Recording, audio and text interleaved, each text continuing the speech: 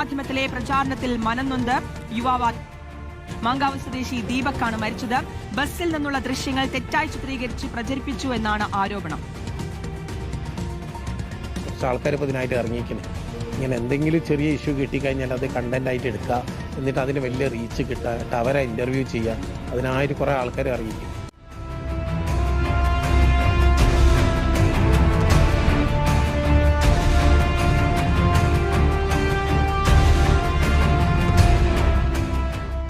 ഇന്നലെ ഞാനൊരു പബ്ലിക് ബസ്സിൽ നിന്നുള്ളൊരു വീഡിയോ ഷെയർ ചെയ്ത്. എന്താണെന്ന് വെച്ച് കഴിഞ്ഞാൽ ഒരാൾ മനഃപൂർവ്വം എൻ്റെ ശരീരത്തിൽ സ്പർശിക്കുന്ന ഒരു വീഡിയോ.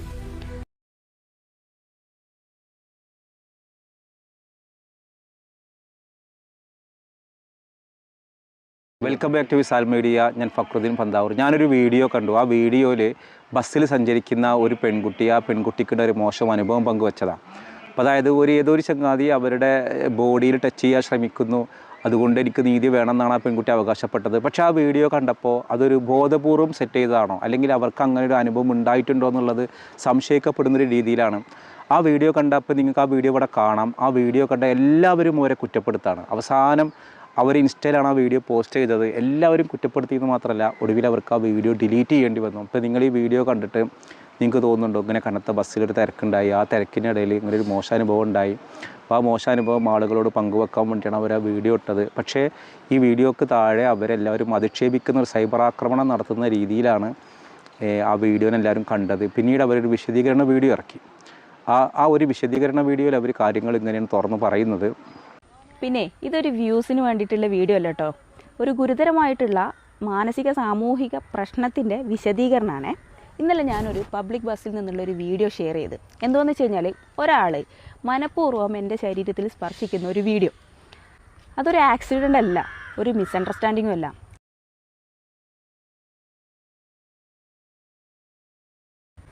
അതായത് കൺസെൻ്റ് ഇല്ലാതെ ഒരു മനുഷ്യൻ്റെ ശരീരത്തിൽ തൊടാൻ ആർക്കാ അവകാശമുള്ളത്? ശരിക്കിത് കാണിക്കുന്നത് എന്താണെന്നറിയോ? അയാൾക്ക് അയാളുടെ ഇമ്പൾസ് കൺട്രോൾ ചെയ്യാനുള്ള ശേഷിയില്ല, മറ്റുള്ള മനുഷ്യന്മാരോടുള്ള എമ്പതി ഇല്ല. ഇതിനൊക്കെ അപ്പുറത്ത് ആരും എന്നെ ഒന്നും ചെയ്യില്ല എന്നുള്ളൊരു മറ്റേടത്തെ വിചാരമില്ലേ, അതും കൊണ്ടാണ്. എന്താണെന്ന് വെച്ചാൽ ഞാൻ ഈ ഫസ്റ്റ് എൻ്റെ മുന്നിൽ നിൽക്കുന്ന ഒരു പെൺകുട്ടിക്കുള്ള ഡിസ്റ്റർബൻസ് കണ്ടിട്ട് എൻ്റെ ഫോണിൽ വീഡിയോ ഓണാക്കി ഇങ്ങനെ പിടിച്ചു. ഈ വീഡിയോ ഓണാക്കിയത് അയാൾ കണ്ടിട്ടുണ്ട്.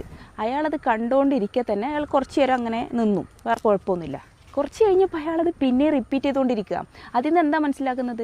വീഡിയോ എടുത്താലും എനിക്ക് പ്രശ്നമില്ല, എങ്ങനെയായാലും പ്രശ്നമില്ല, ഞാൻ ചെയ്യാനുള്ളത് ചെയ്തുകൊണ്ടിരിക്കും എന്നുള്ളത്. ഇത് കാണിക്കുന്നത് ഇയാളിതൊരു പാറ്റേണായിട്ട് കണ്ടിന്യൂ ചെയ്യുന്നുണ്ട് എന്നുള്ളതാണ്. എന്ന് വെച്ച് കഴിഞ്ഞാൽ അയാളുടെ ബിഹേവിയറിൽ നല്ല പ്രശ്നമുണ്ട്. ഇതൊരു മെയിലിൻ്റെ നോർമൽ ബിഹേവിയർ അല്ല, ഇൻസ്റ്റിങ്ക്റ്റും അല്ല, ടെംപ്റ്റേഷനും അല്ല, പിന്നെന്താ അൺകറക്റ്റഡ് ബിഹേവിയറാണ്. സൈക്കോളജി പറയണതേ unchallenged behaviour become repeated behaviours. നമ്മൾ എന്താ ചെയ്യേണ്ടത്? ഞാൻ ഇന്നലെ ആ വീഡിയോ എടുത്ത് അയാൾക്കത് പ്രശ്നമല്ല എന്ന് അയാൾ മനസ്സിലാക്കിയിട്ട് വീണ്ടും അത് റിപ്പീറ്റ് ചെയ്തത് കണ്ടിട്ട് ഞാൻ ആ വീഡിയോ പോസ്റ്റ് ചെയ്തതിൻ്റെ ഉദ്ദേശം എന്താണെന്ന് വെച്ചാൽ ഇത് മാക്സിമം ആളുകളിലേക്ക് എത്തിക്കുക.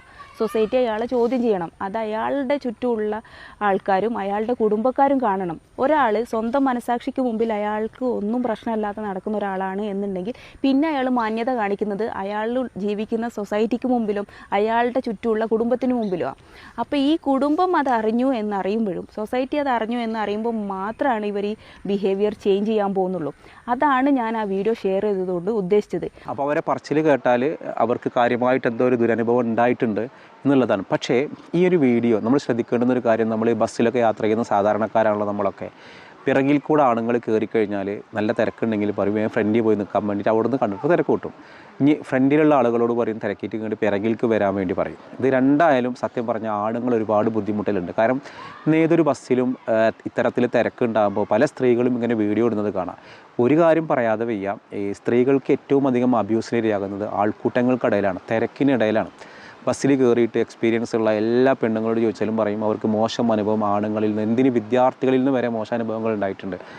ആൺകുട്ടികൾക്ക് നേരെ തന്നെ ആണുങ്ങളിൽ നിന്ന് മോശാനുഭവം, ലൈംഗിക അബ്യൂസിന് ഇരയാവലുണ്ട്. അപ്പോൾ സ്ത്രീകളെ കുറ്റം പറയാൻ പറ്റില്ല. പക്ഷേ ഈ ഒരു വീഡിയോയിൽ ഈ ഒരു സ്ത്രീ പറയുന്ന കാര്യത്തോട് എന്തുകൊണ്ടായിരിക്കും ആളുകൾ പൂർണ്ണമായിട്ട് യോജിക്കാതിരിക്കുന്നുണ്ടാവുക? വളരെ സങ്കടപ്പെടുത്തുന്ന ഒരു കാര്യം എന്താണെന്ന് വെച്ചാൽ, ഈ ഒരു വീഡിയോയിൽ കാണിച്ചൊരു യുവാവുണ്ടല്ലോ, നിരപരാധിയായ ഈ മനുഷ്യൻ ഇന്ന് ജീവൻ ഒടുക്കിയെന്നൊരു വാർത്തയാണ് കേൾക്കാനായിട്ട് വന്നത്. കോഴിക്കോട് സ്വദേശി ദീപക്കാണ്.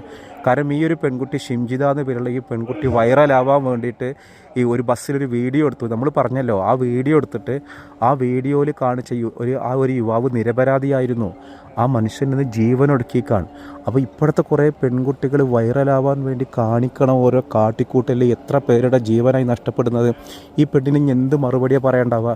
ഇപ്പോഴും ഈ സ്ത്രീ പറയുന്നത് ഞാൻ അങ്ങനെ ചെയ്ത് എനിക്കുണ്ടായൊരു ദുരനുഭവം തന്നെയാണ്, മറ്റൊന്നുമല്ല, അത് എൻ്റെ അനുഭവം തന്നെയാണ്, എന്നെ അങ്ങനെ ഒരു അബ്യൂസിന് ഇരയാക്കാൻ ശ്രമിച്ചപ്പോഴാണ് ഞാൻ ആ വീഡിയോ എടുത്തുന്നുള്ളതാണ്. ഈ ഒരു വീഡിയോ നമുക്ക് കാണുമ്പോൾ മനസ്സിലാകും അദ്ദേഹം നിരപരാധിയാണ്. ഇനി എന്ത് മറുപടി പറയും? കുറേ സ്ത്രീകൾ ഇറങ്ങിയിട്ടുണ്ട്. ആ സ്ത്രീകളുടെ പരിപാടി എന്താണെന്ന് വെച്ചാൽ ബസ്സിൽ എങ്ങനെയെങ്കിലും വീഡിയോ എടുക്കുക, എന്നിട്ട് ആ വീഡിയോ വൈറലാക്കുക. ആ വീഡിയോ വൈറലാക്കിയിട്ട് ഇൻഫ്ലുവൻസിങ് താരമായിട്ട് മാറുക. മനുഷ്യന്മാരുടെ ജീവൻ കൊണ്ട് അവർ കളിക്കുന്നത്. ഞാൻ പറഞ്ഞല്ലോ, ആ ഒരു വീഡിയോ കണ്ടാൽ നമുക്കൊരിക്കലും തോന്നില്ല അയാൾ മനഃപൂർവ്വം ചെയ്തതാണ് എന്നുള്ളത്. ആ മനുഷ്യൻക്കൊരു കുടുംബമുണ്ട്, ദീപക് എന്ന പേരുള്ള ആ മനുഷ്യൻ്റെ കൊലപാതകി ഷിംജിത എന്ന പേരുള്ള യുവതിയാണെന്ന് പറഞ്ഞാൽ ഒരു തെറ്റും അതിൽ പറയാൻ പറ്റില്ല. കാരണം അയാളുടെ കുടുംബം, അയാൾ അനുഭവിക്കുന്ന നാണക്കേട്. ഈ സംഭവം ഞാൻ പറഞ്ഞു തുടങ്ങുമ്പോൾ ഞാനൊരിക്കലും ഈ ഒരു യുവാവ് ഈ തരത്തിൽ ചെയ്യുന്ന ഞാൻ കരുതിയതല്ല. അയാൾ നിയമപരമായിട്ട് പോരാടുന്ന ഞാൻ വിചാരിച്ചത്. പക്ഷേ സങ്കടകരം, ആ സ്ത്രീ എന്തൊക്കെ ന്യായീകരിച്ചാലും ശരി, ഇപ്പോൾ നിങ്ങൾ ആ വീഡിയോ കണ്ടിട്ട് പറ, ആ ഒരു ചങ്ങായി ചെയ്ത് തെറ്റാണോ? അയാൾ മനഃപൂർവ്വമല്ല അയാൾ ചെയ്ത്, ആ വീഡിയോയിൽ കൃത്യമായിട്ട് മനസ്സിലാവും. പക്ഷെ എന്നിട്ടും ഈ പെണ്ണ് ന്യായീകരിച്ച് പറഞ്ഞ് നമ്മൾ കേട്ടില്ലേ? എന്ത് മനുഷ്യരാണ്! ഇനി ആ സ്ത്രീക്ക് ഉറങ്ങാൻ കഴിയുമോ? ആ സ്ത്രീക്ക് മനസ്സമാധാനത്തോടു കൂടി കെടുക്കാൻ കഴിയുമോ? ആ കുടുംബം അനുഭവിക്കുന്നൊരു വേദന, ഒരു ലൈംഗിക അതിക്രമകാരിയായി അബ്യൂസ് ചെയ്യുന്ന ഒരാളായിട്ടല്ലേ ലോകം അയാളെ കാണുക. ആ വീഡിയോ കണ്ട് ആ മനുഷ്യൻ്റെ ജീവൻ പോയി എന്നുള്ളതാണ്. എനിക്കിപ്പോഴും അത് ഉൾക്കൊള്ളാൻ പറ്റുന്നില്ല. ദയവ് ചെയ്ത് നിങ്ങൾ കുറേ ലേഡികൾ, കുറേ ഫെമിനിസ്റ്റുകൾ, അതേപോലെ സ്ത്രീകളെ ഉദ്ധരിക്കാൻ ഇറക്കുന്ന ആളുകൾ മറ്റുള്ള പുരുഷന്മാർ ജീവൻ വെച്ച് കളിക്കരുത്. ആ ജീവിതം എന്നുള്ളത് ഒരിക്കലും തിരിച്ചു കൊടുക്കാൻ അങ്ങനെ ഒരു കാര്യമല്ല. എന്തെങ്കിലും ചെറിയ ഇഷ്യൂ കിട്ടിക്കഴിഞ്ഞാൽ അത് കണ്ടൻറ്റായിട്ട് എടുക്കുക, എന്നിട്ട് അതിന് വലിയ റീച്ച് കിട്ടുക, എന്നിട്ട് അവരെ ഇൻ്റർവ്യൂ ചെയ്യുക, അതിനായിട്ട് കുറേ ആൾക്കാരെ അറിയിക്കും. അപ്പോൾ കുട്ടീൻ്റെ ഉദ്ദേശം എന്താണ്? എങ്ങനെയെങ്കിലും വൈറലാക്കണോ, കണ്ടൻറ്റ് ക്രിയേറ്റ് ചെയ്യണോ? അതിനാണ് അവർ ബാക്കിലേക്ക് പോയ ആൾ പിന്നെ മുന്നോട്ട് വന്നിട്ട് ചെരിഞ്ഞ് നിൽക്കുക, അവനതിനുള്ള സാഹചര്യം ഒരുക്കുക കൊടുക്കാണ്. തട്ടിക്കോ എന്നാണ്. പിന്നെ ഒരു തട്ടുമ്പോൾ അവരങ്ങനെ നിൽക്കുകയാണ്. അവർക്ക് ഒഴിഞ്ഞു മാറിക്കൂടെ, അവർക്ക് പ്രതികരിച്ചൂടെ?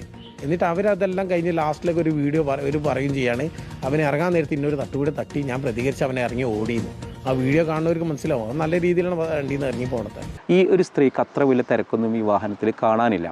പക്ഷേ ഇവർ മനഃപൂർവ്വം അവിടെ ഒരു സ്ഥലം ഉണ്ടായിട്ട് പോലും നിൽക്കുന്നില്ല, അല്ലെങ്കിൽ അവരെ മനഃപൂർവ്വം അപകീർത്തിപ്പെടുത്താനാണ് ഈ വീഡിയോ ഇട്ടത് എന്നൊക്കെയാണ് എല്ലാവരും ചൂണ്ടിക്കാണിക്കുന്നത്.